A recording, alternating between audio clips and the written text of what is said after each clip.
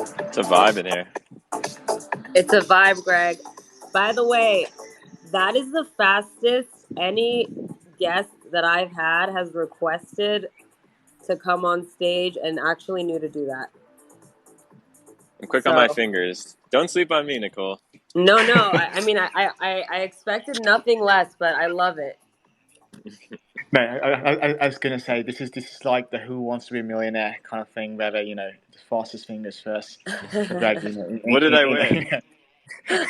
uh, We'll let you know at the end. We'll have a group meeting and on Discord, on our personal Discord, and decide together.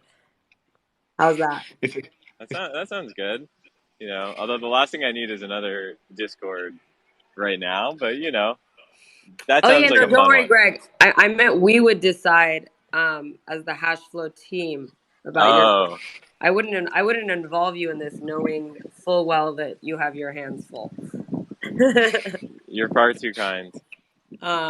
Well, let's get this show started. GM, and by GM I really mean good afternoon to those on the East Coast, but who really says that?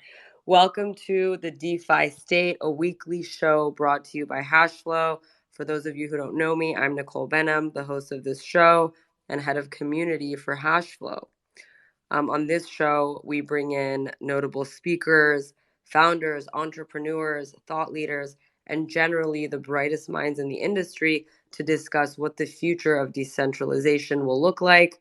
What I love about this show is that every guest is so multidimensional and has so much to contribute beyond insights on DeFi and Web3. If you're eager to learn and expand your mind, you're in the right place. Also, if you'd like to share this space with your friends, I get this question all the time, you can click on the arrow at the top right of the space and copy the link, tweet it out to your feed, text it to your friends, whatever works. We have our CEO Varun here with us, and today our special guest is Greg Isenberg, founder of Late Checkout, a product design agency, fund, and studio that designs, creates, and acquires community-based products in Web3 communities. Greg is also a bit of a content machine. He has a popular Substack, a Twitter feed that is always poppin' and full of relevant insights, and a very popular podcast called Where It Happens. Greg is one of my favorite follows. Right after Greg 1667267 165, but second favorite Greg on Twitter for me, and that says a lot. So Greg, welcome. How are you? Yeah, I mean that first Greg is just he's full of surprises. He's full of delight. So I'm okay being number two. I'm well. Thanks for asking. Yeah, I feel like he's your favorite Greg also. Yeah, we have this sort of friendship, like deep bond and friendship, and I'm glad we have it. Some people think that I'm him, actually, but I have no comment on Really? I've never heard that, but now, wow, that's interesting. And so you're not him. that. Yeah, I mean, I'm not him. He does interact with or, your tweets a lot, I would say. Yeah, yeah, he does, right? Maybe that's why people think it. But he's just a fan, so that's great. Would you say that Greg is a community leader, or does that description not fit him? I would say, you know, he's a incredible audience builder. So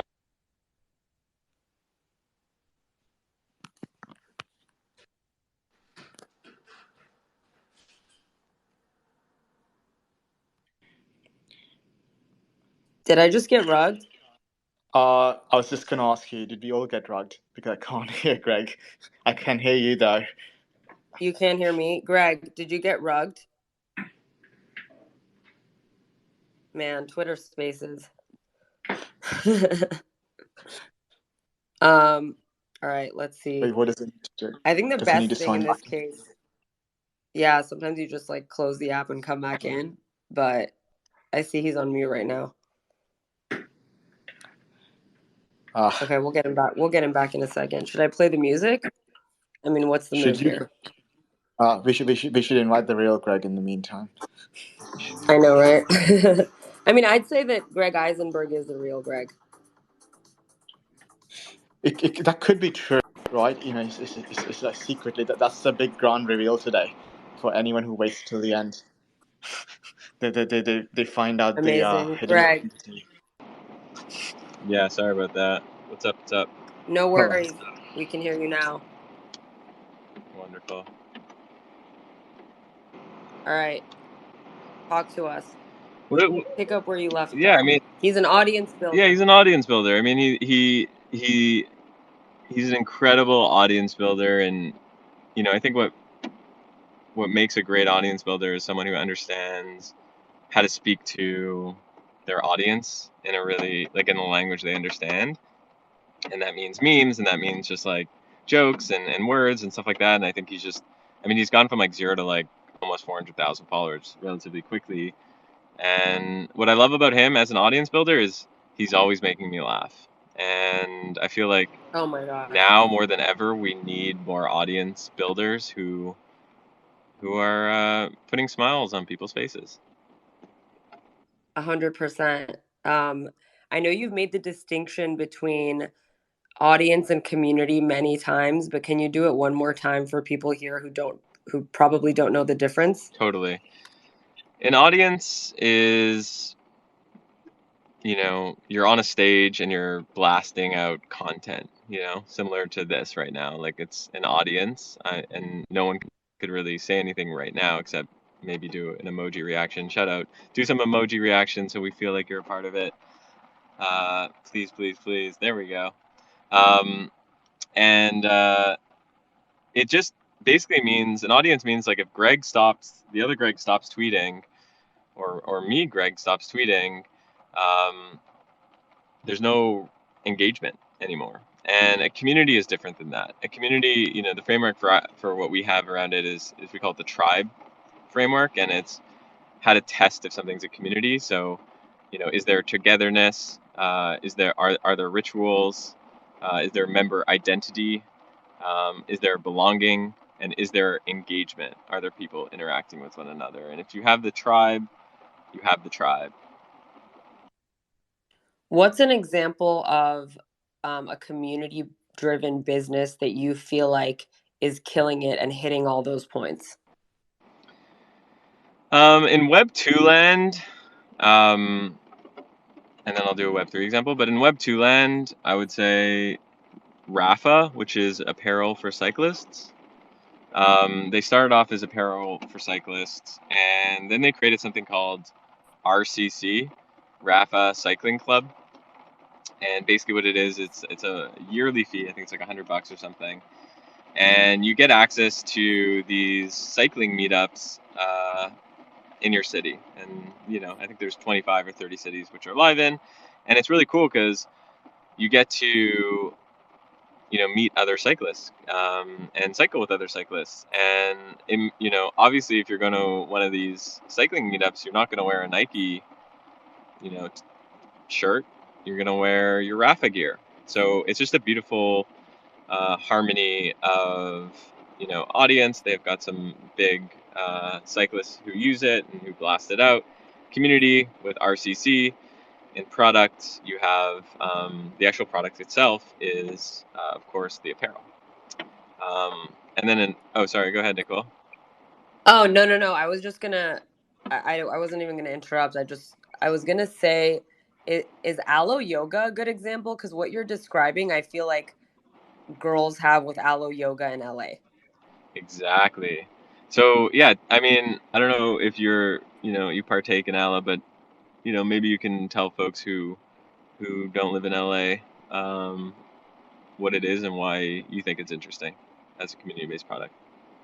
So Aloe Yoga is apparel for people who, I mean, it's not just yoga. You can wear it for like any workout, but I think they built some kind of studio house. I haven't been yet, but I see everybody going there and working out there and taking yoga classes there. And as I walk the streets of LA, more and more people are wearing aloe yoga, and so the example that you gave made me think of that, because it feels like, you have a sense of belonging. I mean, as a girl, I feel that way when like I'm wearing aloe and another girl is wearing aloe. So that's what that made me think of. And everybody's been saying, "Oh my God, I want to go to the aloe house and work out. I want to go. Have you been?" And so, I mean, that's also, I don't know, audience too, but yeah, I feel like there's a sense of community and a sense of belonging among people who wear their apparel. Yeah, I think from what I understand about aloe, like I know they have a place also, not an aloe house, but in Miami, I know they do sell right around the corner from where I am right now, and like I also know they throw events there, and they're constantly thinking about, from what I've seen, like the wellness community and how do you bring together the wellness community, people who are interested, like wellness curious, or people who want to get into that lifestyle. And I think that when you think about community-based businesses, the way to think about it is, what is the lifestyle that you're trying to attract, and then how do you build a business around it, versus I want to go build a business and then figure out how to build a lifestyle around it, and it's just like subtle mindset shift. But yeah, aloe is like completely in tune with their community, and yeah, I think people love their products. Yeah, and what about the Web3 example that you were going to give? Yeah, I mean, I love what, this is an obvious and big one, but I'm obsessed, I should say, with nouns, and just the whole ecosystem built around nouns. Um, so I just think that project, how they've structured it, is particularly interesting. Obviously, what sucks about nouns is that it's cost prohibitive, and I think they're figuring out ways to make it less cost prohibitive. But do really love that business, and love how there's or I love that project, and love how, the other day I was walking in Miami, and I saw someone wearing a nouns hat, and I think that the amount of merch that you sell is generally a good indicator, is if you have a community-based business, and if you have a lot of people just like, you're probably onto something.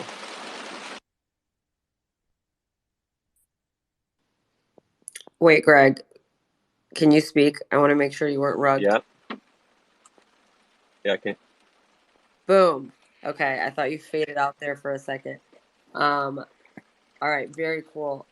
I think my next question is, what was so special about Web3 that you said to yourself, "Hey, I'm going to enter this space and start a company"? It's fun, is the short answer. 20 Like, I had been following, I had some crypto for a while, but got really into it in 2019. I had sold a company in 2019, so I had a lot of free time on my hands, and just saw a lot of opportunity with respect to supercharging communities via NFTs, and Web3 experiences, and it's just fun. Like, it's fun to create stories, it's fun to create worlds, and Web3 allows me to stretch my imagination in ways that I sometimes can't in Web2. Yeah, 100%. I'd say the same. I think this is the most fun I've had. But then, Nicole, Greg, I had a follow-up question. I wanted to, if you don't mind me. So, I wanted to go back to the previous question around like building communities and audience. So I think when you asked Greg about what are like the good community-based oriented projects in Web2 and Web3, and the examples you guys gave us, Alu Yoga and Rafa, and I was curious, do you think it's a lot easier to build communities around products that are more lifestyle based, or do you think that can apply to any sort of product? And one of the reasons why I'm asking this is because obviously I'm speaking from a hashtag perspective, like we are a DEX, right? So we're not necessarily a lifestyle project, But I'm curious, like, how do you like to think about products that are not necessarily like appealing to a certain lifestyle? Like Step In, for example, they encourage this idea of walking, and that actually brought many people together. Right. On the other hand, if you're building something that is not necessarily uh, about lifestyle, but also at the end of the day, Web3 is all about community. How do you generally, what kind of framework do you tend to use to think about products that may not necessarily encourage a certain lifestyle? Or do you think that's sort of a key component of building a community? Yeah, I would say that if you're building a community-based product around a lifestyle or product around a lifestyle, that's like fishing with dynamite with the assumptions that you know how to build product and you know how to build community and you know how to build audience, which are big assumptions, but it's like fishing with dynamite. Now, if you have a milestone, which is people are coming, it's not a lifestyle, it's not a full-on lifestyle, but there's some milestone, like people want to get from point A to point B, you still have an opportunity to build a community-based product. Is that fishing with dynamite? No. Is it like fishing where a lot of fish are? Absolutely. That's the distinction I would make. And then I think there's some products that like they're just widgets, and in the sense of like, do they need an audience? Do they need a community? Like probably not. But I do believe that, overwhelmingly people want to be connected to the brands and creators um, that they interact with, and I think that's why you're seeing this surge of people like the Aloes and the Rafas, and just like, I don't know that much about your product, but the fact that you're even doing this shows that you're trying to like stimulate connection between your brand and all these people in here. And what I've learned is when you're the host of the party, it increases your, luckiness. And, I don't know if there's like 100 people in here or whatever. It looks like 100 plus people. Like of this 100, there not might not be a sale today, but the fact that like you're hosting the party is cool, and it's fun for people and it's valuable, and that's good. It's not only like good for the community, but it's also good business. Because I think I was just gonna say I think that's sort of something I've been we've been thinking about, also have these conversations with Nicole frequently. That just to recurse, right? Like as a short sell, our product is essentially it's an exchange, right? It's a decentralized exchange protocol that allows people to essentially trade on any chain in a single place. But at the same time, I was like, that's one dimension. But at the end of the day, with Web3, which is so community driven, I feel like building that brand that people fall in love with is super critical. And I think, and that goes beyond building a simple calculator that people talk to, right? And I think, and if you want to think about those along those lines, like what are like good engagement tactics, and how do you bring more people together that is more brand centric as opposed to purely like that feels more robotic, where you just simply go and swap and that's it, right? Because that is not really building that community. And I wonder sometimes how critical that would be. And in my opinion, I think that's super critical. Although some people think like you just need to build APIs and code a day, and I'm like, oh, maybe there's more than that. There is a lot more going on here versus just building APIs. And I think that could have much richer dividends over time. At least that's what our thinking is. But I was curious to hear your thoughts around that. Yeah, I mean, we have an agency, and our agency does one thing. We work with only like a dozen clients at a time, and we only focus on transforming transactional companies to community companies. So agreed that like if you have a DEX and it's just transactional, people come to transact, and there's like it's a tool that other people implement, and that's it. Like, could you create a great business? Like, yeah, I'm sure you could, but does it make you more vulnerable to competition? And could you see increased retention and engagement if you created it a more community oriented brand? That's what I fundamentally believe. You know, So I think, yeah, I think that, you know, the way I think about it is, you can also go on Facebook and spend X amount of dollars, every month or day, thousands of dollars. I would much rather take that money, 95% of it, 99% of it, and actually just invest it into the community. And my hunch is that if you look at it and at a 12-month basis and you're like, hey, I invested X dollars into this community oriented stuff, I would have invested Y dollars into direct response Facebook ads or whatever. I bet you that the value that goes to the business, both from transactional but like literally people using your product more, and then also just like the warm and fuzzy feeling stuff, which is like hard to measure. If you combine those two things, I think that is going to outperform Facebook. I 100% agree with that. I think that's something. I can thank you for stating that again. I think that's something that's been a top of my mind. And I'm pretty sure Nicole has been thinking about the same thing too. But I think Nicole, I'll let you ask the next question. Oh yeah, always. I have so many questions. To go in a different direction, how do you ensure that a community is healthy? Because as an example, a lot of people, a lot of us, when we were younger, we belonged to communities, schools, religious organizations, etc. And also the internet, we got a lot of trolls, a lot of like bullying, keyboard warriors, all of that stuff. So how do you ensure that a community is healthy and thriving, and that it really gives people a sense of belonging and positivity when they are interacting with people? Like, is there a way to manage that? Yeah, I mean, I first want to say that like without the health of the community, you have nothing. So a drop of like negative and bulliness like is going to poison the well, basically. So you gotta like make it number one. So like there's no, and it's also like going back to Nicole, going back to the whole like why are you doing this? Like it's fun answer. Well, it's not fun to run a community where people are getting like bullied. It's just like sad.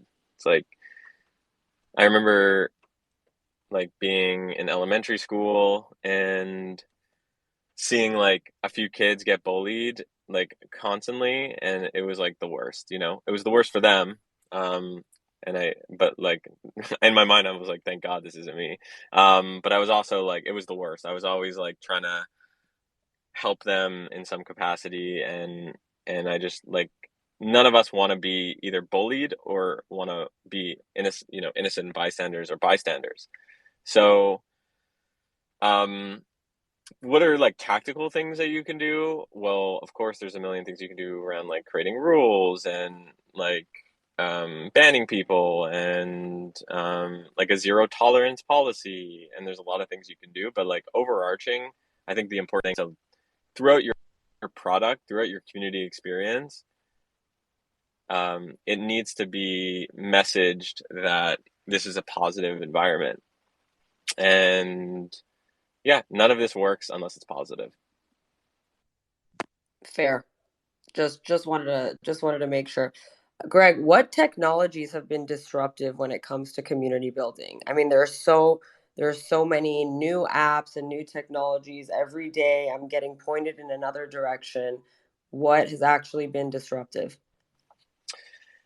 So I think like the state of social media is it's a spectrum. So on one side you have, one-on-one messaging and things like iMessage, and on the other things you have broadcasting platforms like TikTok and Twitter in a lot of ways.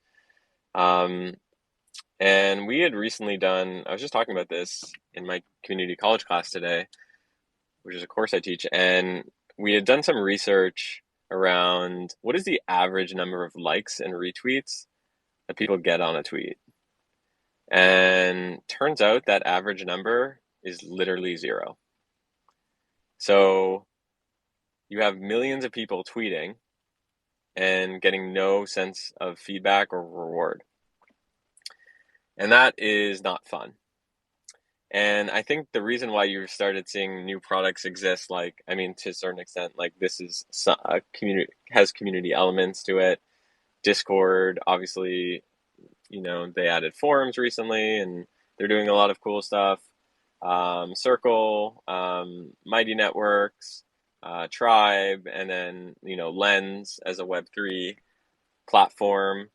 They're doing some interesting things. Like I think the reason why you're seeing a shift to the middle of the spectrum, many to many communication, is just because like the current state of social media is broken.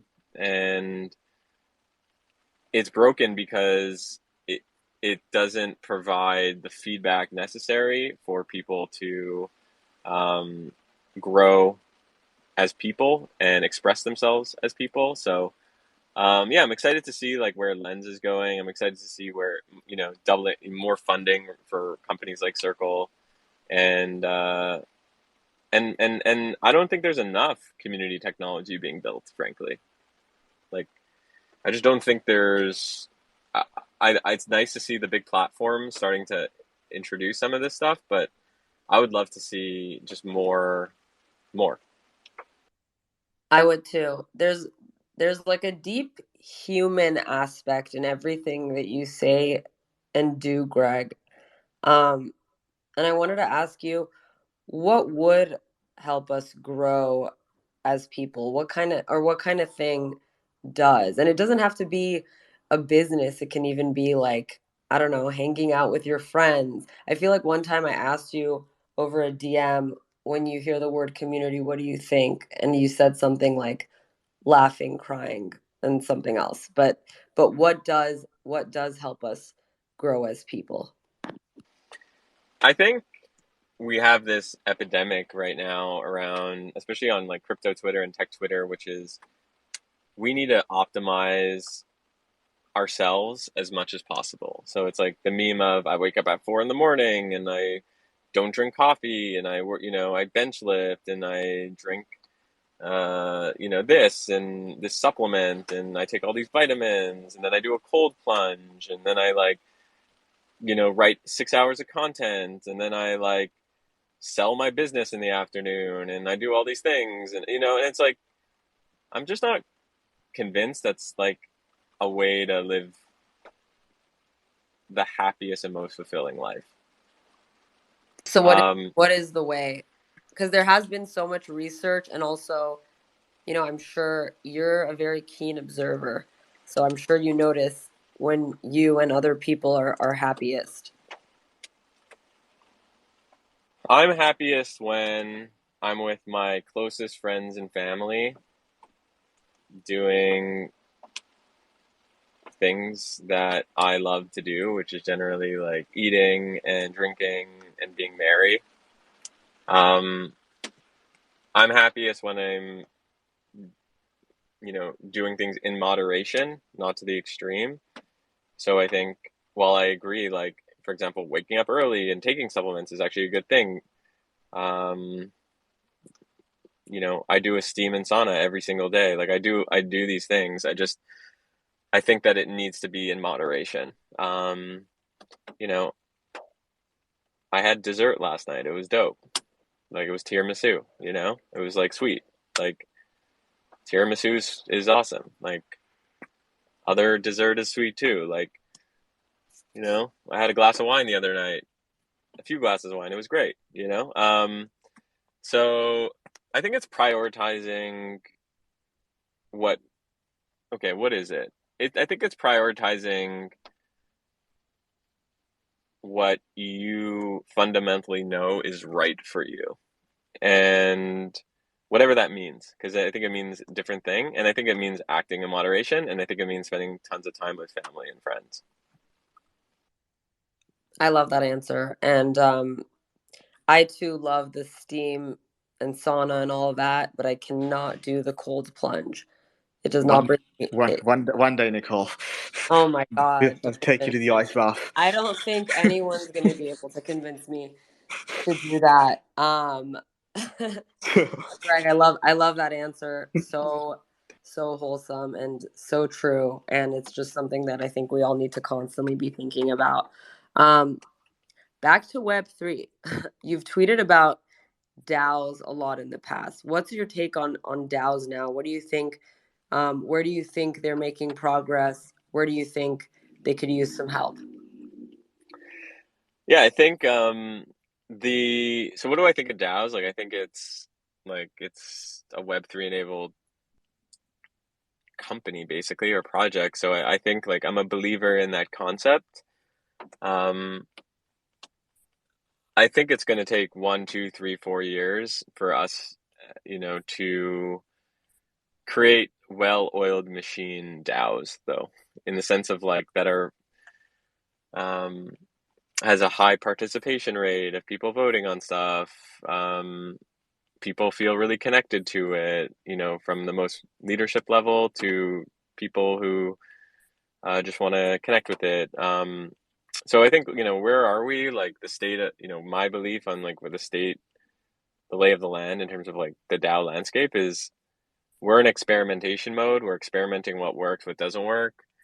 And and hopefully, and I think we are writing best practices around how to build the most productive DAO, the healthiest DAOs, the most fun DAOs, the most interesting DAOs. And I just hope that like the bear market doesn't dissuade people from starting and participating in DAOs. But assuming there is still interest, and I think there is, I think we're in for a few year ride of experimentation, and that's always fun. Yeah, and I have noticed the market has weeded out some people, but not most people. I feel like, there's a lot of people that are still here. I saw today one of my friends had like 900 people in his NFT space, and I was just like, this is still very much alive, and people are still very much interested in this landscape, ecosystem, whatever you want to call it. Um, do you think, Greg, that when people in crypto use certain terms, we alienate the masses? And if so, how do we combat this? And how do you think we can move closer to mass adoption?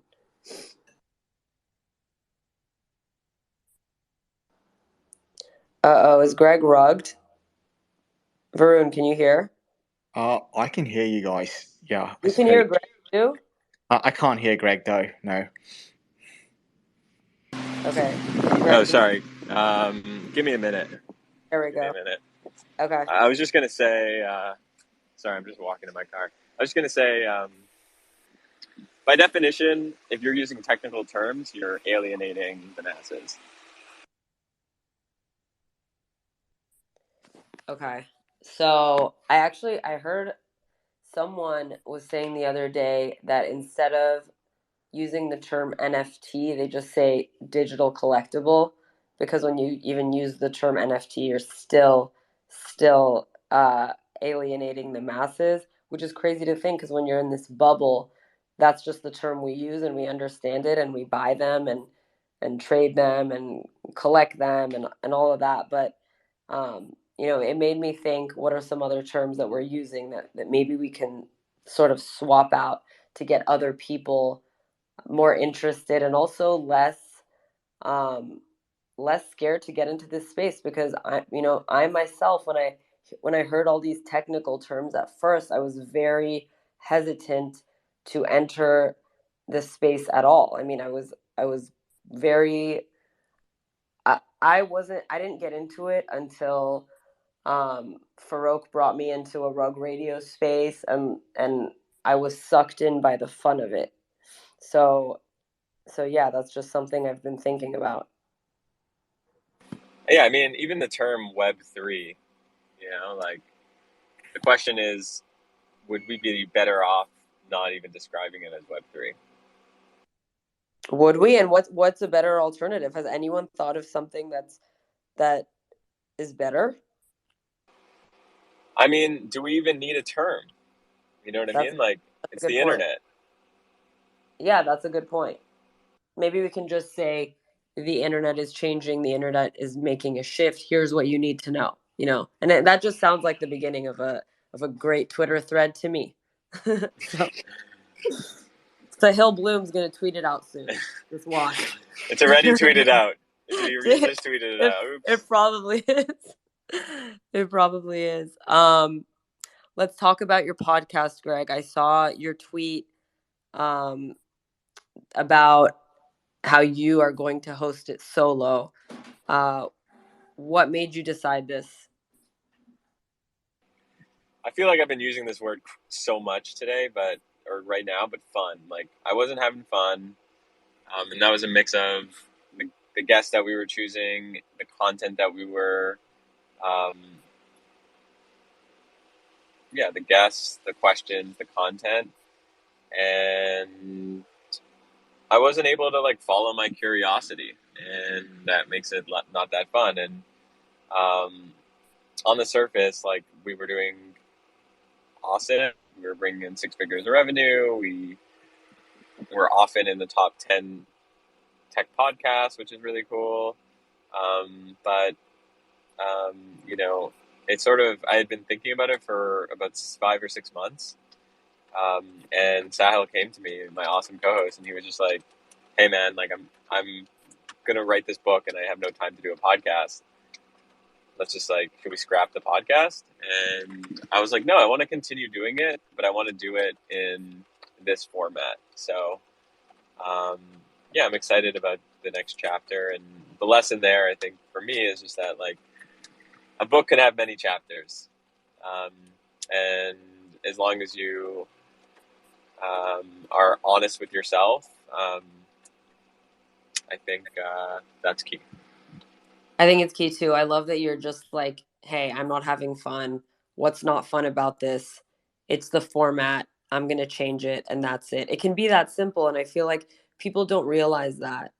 By the way, Greg, I loved that post about questions that like billionaires and like successful people ask themselves. I took a screenshot of it, and it's rocking my world right now.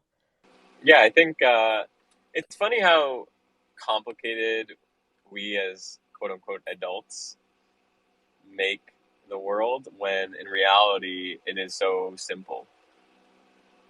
You know, not to get super introspective here, but like, life is pretty simple. Like, Yeah. If you really think about it. Yeah. And that's why I think it's good to like sit down and reflect and ask yourself these questions and meditate and do all that stuff, because if not, there's so much noise and you're never going to figure it out. Amen. Amen. Can I get an amen? Amen. Varun, can we get an amen from you? Amen. Yes. No. I said amen, then I realized I was muted. Then I said 2 more times, then I realized, oh wait, I'm still muted. So you got 4 amens, but you only heard 1. Amazing. Greg, I also pinned this tweet. You tweeted yesterday, launching a free to mint project.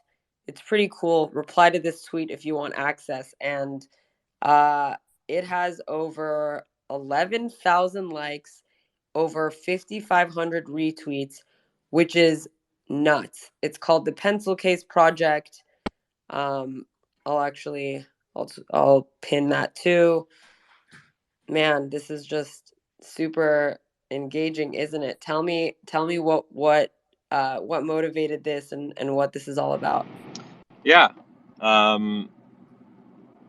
don't know how much I can talk about this, but it's keep your eyes posted. It's just what motivated this. Said it 5 times, I'll say it 6 times. Like, what would a fun Web3 project look like that's accessible? And we came up with this crazy idea, and people seem to be into it. I mean, yeah. Personally, I wasn't even aware that the world is full of fake pencils, but now I'm intrigued. I obviously want a real one, so I followed the project. Yeah, I just think I'm more of a pencil guy than a pen guy. You know, like, pens are permanent, and I like the freedom of like pencils, and I love the colors of colored pencils. So that's I, that's where I'm at. I assume you don't have tattoos. I don't have a tattoo, no. Yeah, because those are pretty permanent. Yes, they are permanent. They are. Although you can get them removed, you know. Yes, but I heard that it's very painful, the laser that you do, and that you have to do it multiple times. And even then, maybe you'll still have like a scar from it. Okay, yeah. So yeah, I'm a pencil eraser type guy. I don't like lasers. Um, Same. I'm sold on the pencil case project. What do you think it is that got that particular tweet so much engagement, other than you are extremely beloved by your own community? I would say the world is ready for more accessible Web3 projects, and the world is thirsty for more fun right now. These are dire times, and I think there's opportunities to build leading brands and Web3 brands if they're truly fun.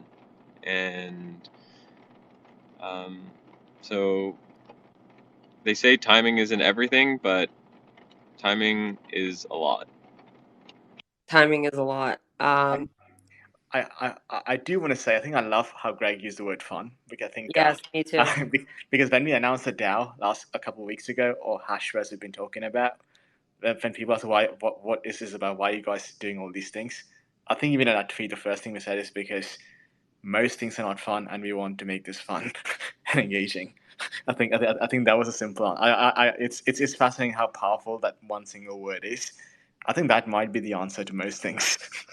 That you do things when they're fun, and if they're not fun, then it's like just not worth it.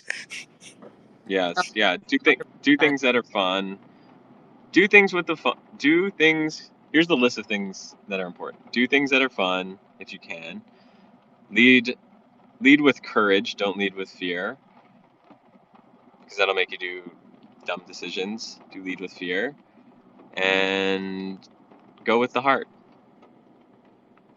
That's my next Twitter thread. Thank you for those. Thank you for those bullet points. My pleasure. My brain works in threads.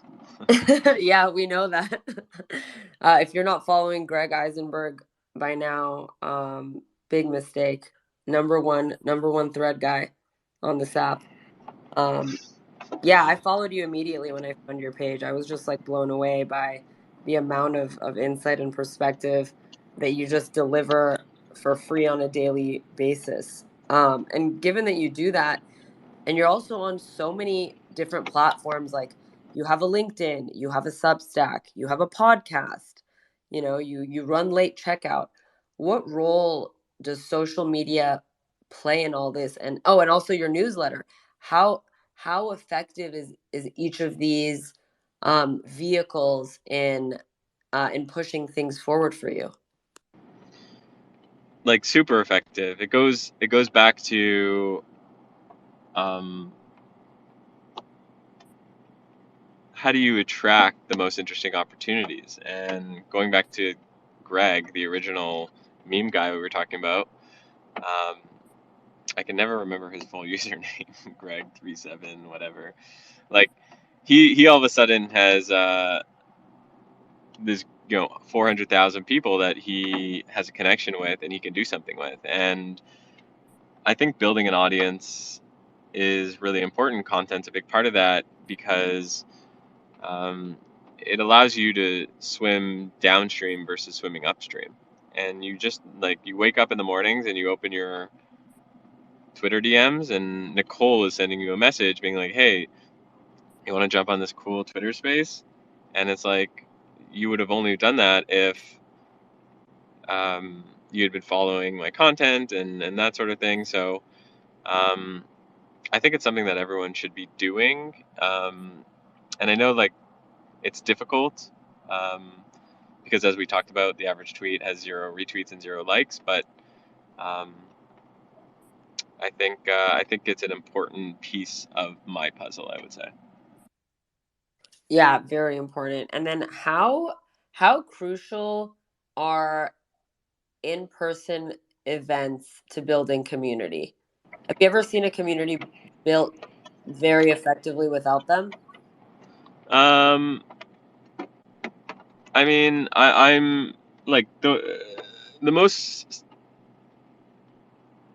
productive way to build a community, the most efficient way to build a community is having some sort of hybrid between IRL and like internet based. So in-person events are absolutely a catalyst for building bonds between people, and it's just in a way that you can't do on the internet. Um, there's a difference between staring at someone's avatar on a Twitter space than staring at someone in the eyes, over a drink or something, or breaking bread. So, um, yeah, I think IRL, is crucial. Like, I don't know, almost 100% of our products that we work on have some IRL component. Man, I'm taking so many notes on this. IRL is my favorite, by the way. I love, love, love throwing events. I don't know if that's obvious to people. I've done like so many over the years, but Yeah.